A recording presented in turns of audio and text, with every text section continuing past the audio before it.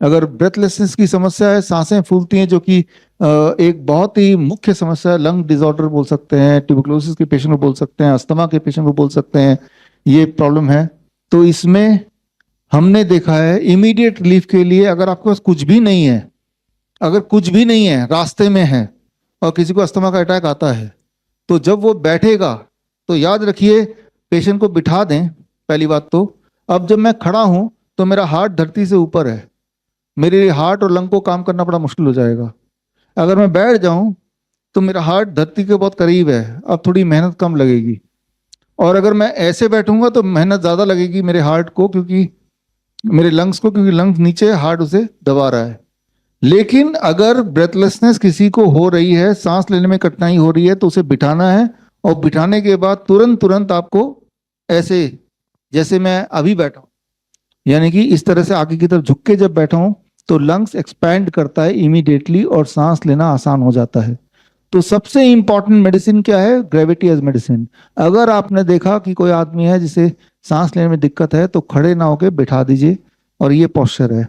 अगर आप ऐसे बैठेंगे, आप में से कोई ट्राई करेंगे, तो आपको सांस लेने में दिक्कत अभी आ जाएगी, इवन इफ कि आपको सांस लेने में अदरवाइज कोई दिक्कत नहीं है।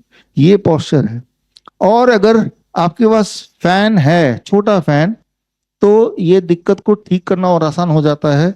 इस तरह का फैन हम अपने पास रखते हैं, अपने हॉस्पिटल में भी रखते हैं, ऑक्सीजन सिलेंडर की जगह। पेशेंट ऐसे बैठा है, उसके नाक के 6 इंच दूर पे ये फैन लगा हुआ है।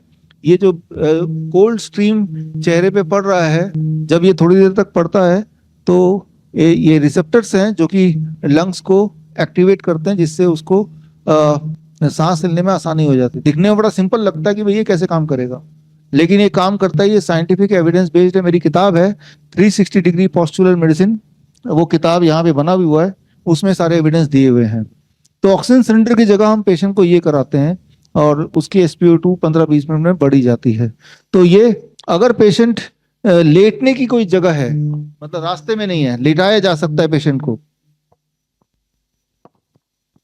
अगर पेशेंट लेट सकता है तो हम जब लिटाएं, आप देखेंगे जब भी कभी हॉस्पिटल जाएंगे, अब कैमरा यहाँ कैच करेगा कि नहीं आई डोंट नो, कोशिश कीजिए।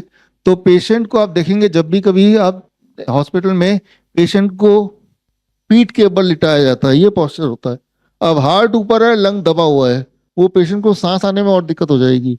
ऊपर से ऑक्सीजन सिलेंडर का वो मास्क पहना हुआ है, हम उस पेशेंट को ऐसे लिटाते हैं, लाइक दिस।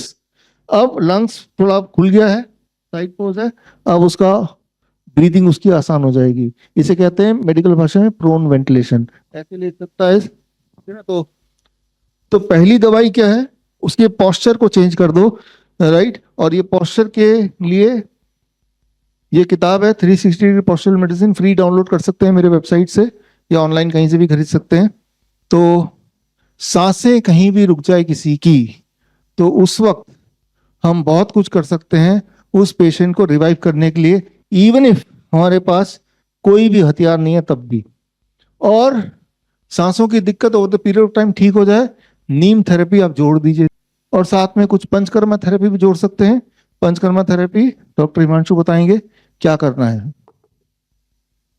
ठीक है, जैसे कि सर ने बताया ब्रेथलेसनेस, उसमें जैसे कि किसी की सांस फूल रही है ना, किसी को सांस नहीं आ रही अच्छे से, कफ है, COPD है, तो उसमें हम क्या करेंगे, हम जो अपनी पंचकर्मा थेरेपी करेंगे वो लेपन कर्म करेंगे। ठीक है, लेपन कर्म करने के लिए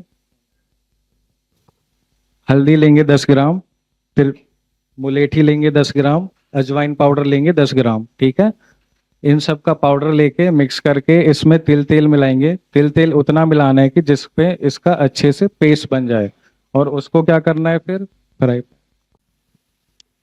पेस्ट को हमें तवे या कढ़ाई में, जो भी आपके घर में इजीली अवेलेबल है, उस पे डाल के हीट करना है 38 to 40 डिग्री सेल्सियस पे। उसके बाद एक गॉज पीस लेना है, गॉज पीस पे इस तरह का लेप बन जाएगा, आप देख सकते हो। ठीक है, उसके बाद पेशेंट की चेस्ट पे रख देना है फॉर 30 मिनट्स, 30 मिनट्स के लिए आप इसे रखोगे। उसके बाद इसे क्लीन कर लोगे। ये आप दिन में एक बार करोगे 15 से 30 दिन के लिए। अगर आप देख पा रहे हैं, it is like this, right. और ये अंदर की तरफ रखेंगे, है ना, और ये 30 मिनट तक रखना है, और ये हर दिन करना है 15 से 30 दिन तक। ये डिपेंड करता है कितनी सीवियरिटी है। तो ये है। तो याद रखिए कि ये सारे इंग्रेडिएंट जो हैं ये घर पे होने चाहिए, जो कि बहुत ही आसानी से आपको कहीं से ही मिल जाएंगे। तो इसी को बोलते हैं पंचकर्मा थेरेपी। और यही चीज अगर हॉस्पिटल जाकर कराएंगे तो इसका बहुत ज़्यादा खर्चा हो जाएगा, जो कि आप आसानी से फ्री में भी घर पे कर सकते हैं थोड़े से पैसे से। हल्दी हर एक के पास होती ही है। तो ये है ब्रेथलेसनेस में क्या करना है।